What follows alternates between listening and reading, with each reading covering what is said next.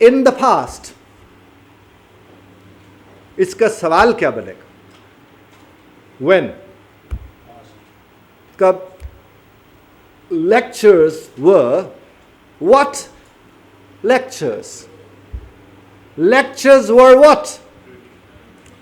Traditional method. Traditional method of what? Teaching का. Teaching to whom? किनको teaching का? Where?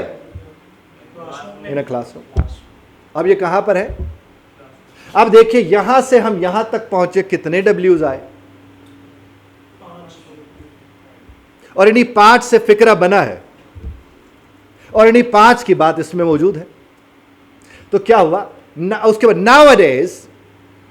Nowadays, जिस घड़ी हमने देखा नाउअडेज, तो वो क्या है? When.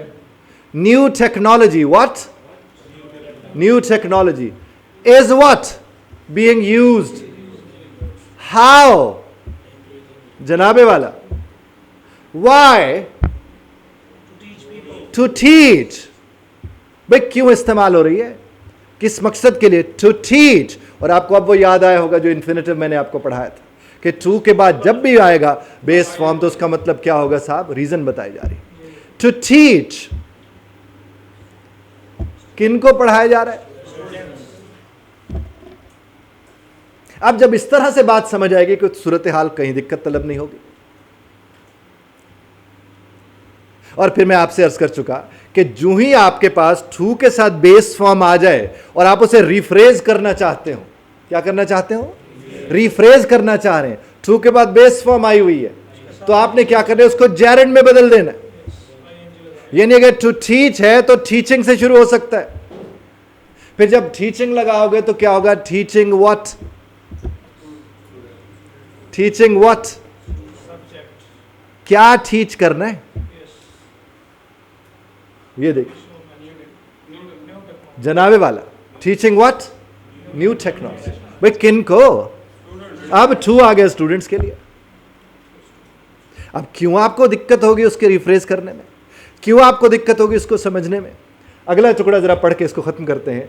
Nowadays again plastic money replacements such as credit and debit cards are extremely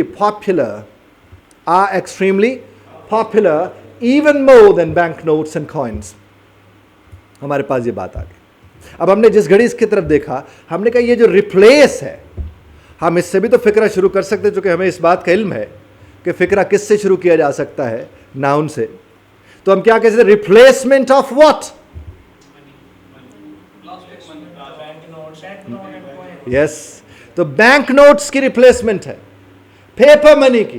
तो replacement of bank notes and coins with fine, cool. आप देखो बदल गया कि नहीं बदल गया? अच्छा, उधर है आर एक्सट्रीमली पॉपुलर, और चूंकि हम रिप्लेसमेंट लगा रहे हैं सिंगुलर, तो अब हमारा इसे हो जाएगा. अब एक्सट्रीमली पॉपुलर को हम क्या कह सकते हैं? इज लगाते तो in vogue. Is in VOGUE, vogue, is in fashion. is in, जिस घड़ी हमने कहा is in fashion, तो उसका मतलब क्या हुआ? is in vogue. और is in vogue का मतलब क्या हुआ? extremely popular, यानी ट्रेंडी है, उसका ट्रेंड है आजकल. और अगर आप यहां रिफ्रेज करने जाएं और आप कहें कि मुझे क्रेडिट कार्ड्स को मैं क्या कहूंगा? मुझे उसको बदलना है. मैं यार नहीं बदलना, वो तो नाम है उसका. जिसका जो नाम है उसे तो हम नहीं बदलेंगे. इसीलिए मैंने आपको रिप्लेसमेंट किया. इवन रिप्लेस्ड विद भी तो आप इस्तेमाल कर सकते हैं. यानी रिप्लेसमेंट का आपने क्या कर दिया? वर्ब लगा दिया, वो भी तो आप इस्तेमाल कर सकते हैं. तो आप जिस घड़ी इन चीजों को समझोगे तो आपको अंदाजा होगा कि रिफ्रेज करना is not a big deal at all. और जब इस तर्ज का रिफ्रेज करना आप सीख लेते हैं, किसकी मदद से? वो जो आपको रीडिंग की मैंने टिप दी है. देखिए साहब, जो मैंने आपको रीडिंग का तरीका बताया, डे 1 से मैं कह रहा हूं और हर लम्हे ये कहता रहूंगा, आप में से जो शख्स उस तरह रीडिंग करता है वो 9 में से 9 बैंड्स ले सकता है. जो कि अकेले आप नहीं, सैकड़ों स्टूडेंट्स मेरे ऐसे हैं जिनके 9 में से 9 बैंड्स हैं रीडिंग में. और सिर्फ एक ही तरीका था, आप मेरे 5 से 10 टेस्ट इस तरह मुझे करके दे दें, सवाल ही पैदा नहीं होता आपका रीडिंग ठीक ना हो. सवाल ही पैदा नहीं होता. देखें ना यार, आपको कुछ भी कहा जाए करने को, कुछ भी कहा जाए करने को, आप अगर वो नहीं करेंगे तो क्या वो होगा जिसके लिए आप आए हैं? नहीं हो सकता, नहीं हो सकता। अब आप जब तशरीफ लाए हैं तो आपके आने का मकसद क्या है कि भाई आपके बैंड्स आए और आप जाएं, और हम यहाँ किस लिए कि भाई आपके बैंड्स आए और आप जाएं। यही मकासद है ना आपके हमारे यहाँ मिलने के, ताल्लुक़ के, यही मकसद है। आप जब यहाँ तशरीफ़ ला रहे हैं और आपके इल्म में है कि किसी को पढ़ाई को पढ़े हुए 18-20 बरस हो गए, किसी को छोड़े हुए 12-12 बरस हो गए, और हम समझते हैं कि वो जो छोड़ के बैठा है, हम समझते वो ज़्यादा जल्दी आइल्स कर सकता है, और जो अभी भी पढ़ रहा है उसके आइल्स करने के इम्कानात उसके निस्बत ज़रा कम होते हैं। हमारी अपनी एक अंडरस्टैंडिंग है। जो भी आपके साथ हुआ, अब जब आप यहाँ तशरीफ़ लाए हैं और हमने आपसे कहा भाई 5 हफ्ते का कोर्स है, कर लीजिए, या 7 हफ्ते का कर लीजिए, अब ये 5 हफ्ते 7 हफ्ते अगर आप हमें हमारी मर्ज़ी के नहीं दोगे तो उसका नतीजा क्या निकलेगा? उसका नतीजा ये निकलेगा कि आपकी फ़ीस ज़ाया हो जाएगी।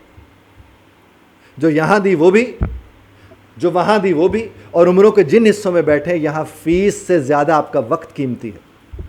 तो वक्त भी तो दिया, आने में अगर आधा घंटा 20 मिनट आपको लगते हैं और जाने में भी इतना वक्त लगता है, और 3 घंटे हम रोज़ाना आपकी खिदमत करते हैं, तो 5 घंटे तो साहब इसके चक्कर में गए ना। उसके अलावा कोई नौकरी करके आ रहा है, कोई और ख़िदमत गुजारी करके आ रहा है, आखिर कोई ना कोई मसरूफ़ ही है ना, कोई पढ़ के आ रहा है। और अगर आप यहाँ तशरीफ़ लाएँ, जिस तरह मैं लोगों से कहता हूँ कि अगर आप अपने काम से मुखलिस ना हो, पूरी कायनात आपके साथ मुखलिस हो जाए, वो आपका कुछ नहीं बिगाड़ सकती। चूँकि जब आप तवज्जो देते हैं सब कुछ ठीक हो जाता है, और जब आप तवज्जो नहीं देंगे उसका नतीजा वो निकलेंगे जो आपके हमारे सामने निकल कर आते हैं। और मैंने पहले भी आपसे अर्ज़ किया था, मैं आज भी आपसे अर्ज़ करता हूँ कि आइल्स 5 दिन 10 दिन के अंदर हो जाता है, अगर इन 5-10 दिन के अंदर उस तरह किया जाए जिस तरह हम आपसे अर्ज़ करते हैं। अब देखिए, मिसाल के तौर पर मैं आपसे कहता हूँ भाई 15 मिनट में या 17 मिनट में आपने एक पैसेज को करना है यूं करके, और मैं आपसे कह रहा हूं कि चाहे सारे सवाल गलत हो जाए 17 मिनट से ज़्यादा नहीं देने। और आप मुझे कहें साहब 22 मिनट लगे और 13 के 13 ठीक हो गए, तो इसका मतलब आपने कहना तो नहीं माना, आपने तो कहना नहीं माना। अगर कोई 10 टेस्ट मुझे रीडिंग के मेरे हिसाब से करके लेकर आ गया यहाँ पर 10 टेस्ट, तो 10 टेस्ट का मेरे हिसाब से कितने रिफ्रेज जाकर बनते हैं? 800। मैं जिस तरह आपको तरीका बताया है, 800 रिफ्रेज जो 10 टेस्ट के करके बैठा, ये हो कैसे सकता है कि वो लिखने बैठे और रिफ्रेज ना हो? ये हो कैसे सकता है वो सुनने बैठे और रिफ्रेज उसे समझ ना आए, या वो बोलने लगे और वो वैरायटी को, रिफ्रेज का मतलब वैरायटी ही है ना। यानी एक ही बात को कहने का और तरीका, जैसे मैंने मतलब का अभी जब इस्तेमाल किया तो मैंने एक जगह मतलब का बतौर नाउन इस्तेमाल किया, एक जगह मतलब का बतौर वर्ब इस्तेमाल किया, और यहाँ साहब जब उसका तर्जमा करवाने लगे तो उन्हें बतौर एडजेक्टिव इस्तेमाल कर दिया। लफ्ज़ तो एक ही था। और यही कहानी आपको पहले दिन से बताते जब आप आते हैं हमारे पास, जो जर्नी शीट जिसको मैं मैजिक शीट आपके लिए कहता हूँ। अमा यार करोगे तो होगा ना, और अगर आप नहीं करेंगे और आप अपनी साइंस लड़ाएंगे, मैं अपनी साइंस लड़ाऊंगा, तो नताइज उसके ना आपके हक़ में बेहतर होंगे ना मेरे हक़ में बेहतर होंगे। और आप में से किसी भी शख्स के जहन में ये बात मौजूद हो कि इतना बरस ये नहीं आया तो अब कैसे आएगा, भाई इसीलिए तो यहाँ आए हो। और सिर्फ आपसे नहीं कह रहे, बरस बरस से ये काम कर रहे हैं, ये आ जाता है अगर आप उस तरह करें जिस तरह हम आपसे अर्ज़ करते हैं।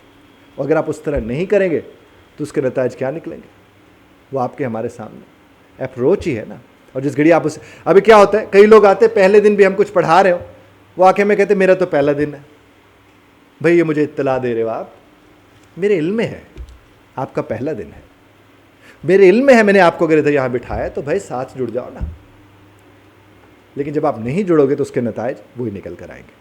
तो आप मेहरबानी कीजिएगा, ये 12 लफ्ज़ हैं। अब देखिए, जिसको तो होगा ज़ौक़, वो क्या करेगा, वो कहेगा ये जो 12 लफ्ज़ सर ने मैं बताए हैं, और अगर 10 टेस्ट भी मेरे पास पड़े हुए हैं, मैं क्यों ना आज 10 टेस्ट के 30 पैसेज उठाऊं और मत समझो किसी चीज़ को, कम से कम गोल दायरे लगा दूं इन 15-12 लफ्ज़ों को, और फिर क्या देखो क्या इसकी मदद से मुझे समझ आया। और अगर समझ आ गए तो बस फिर सत्ते खैरा, फिर कोई डिफ़िकल्टी है ही नहीं।